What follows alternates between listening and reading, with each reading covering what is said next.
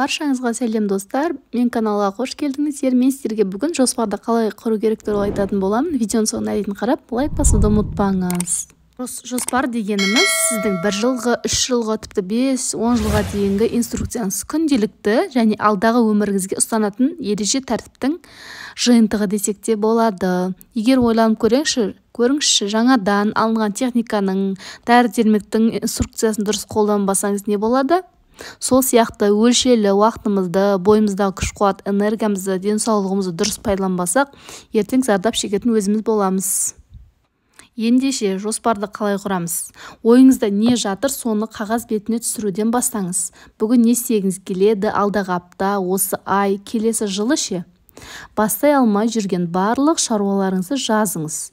Тізім дайын болғанда өзіңізді жеңіл сезетініңізге 100% сенімдімін. Одан соң қағаз бетіне түскен істерді маңыздылығы мен мерзіміне қарай сорттай біліңіз. Ең бірінші, осы тізімге қарап отырып, алдымен бүгін емес, тіпті кеше жасау тиіс нәрселерді жұлдызшамен түртіңіз. Бүгін маңызды емес шаруаларды дөңгелекке қойыңыз, ал кейін жасауға болатын немесе тізімнен сырт тастауға болатындарды 3 бұрыш белгісімен таңбалаңыз. Осылайша 1 апта бойына атқарылатын шаруаларды белгілеп шығыңыз. Міне осылай атқарылатын істерді екшеп шыққан соң, қайсынан бастау керектігі өзінен белгілі болады.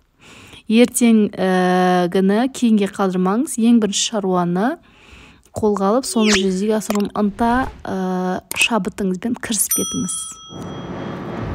Содан кейін бүгін атқарылуы тиіс деген шаруаларды қолға алыңыз. Егер осыларды орындап болған соң тізімдегі шаруа сейіліп қалса, онда 3 бұрыш белгісімен таңбаланған іспен шұғылдана беріңіз. Егер уақытыңыз болмаса, онда тізімдегі шаруаны атқаруды келесі басқа күндерге қалдыруға болады. Жоспардың жазғанның өзінде де оған көз тартатындай рең беріңіз. Мысалы, жұмыс орнында тақтаға күндік, апталық жоспарлар жасалған түрлі түсті маркерлерді пайдаланған дұрыс. Сіздерге де сондай кеңес беремін. Яғни сәнді стикер сияқты түрлісі маркер, әдемі қағаз, тағы басқасын.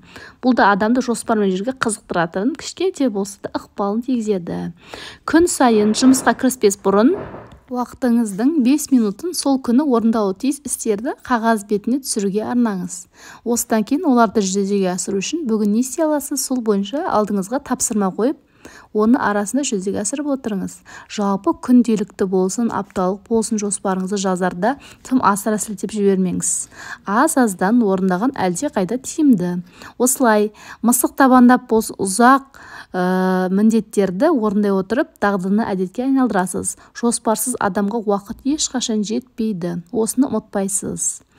Егер де сізге осындай пайдалы ақпараттар қызық болатын болса, каналға тіркеліп лайк басуды ұмытпаңыз. Өз ойыңызды жаза кетіңіз. Сіз жоспар бойынша жүресіз ба?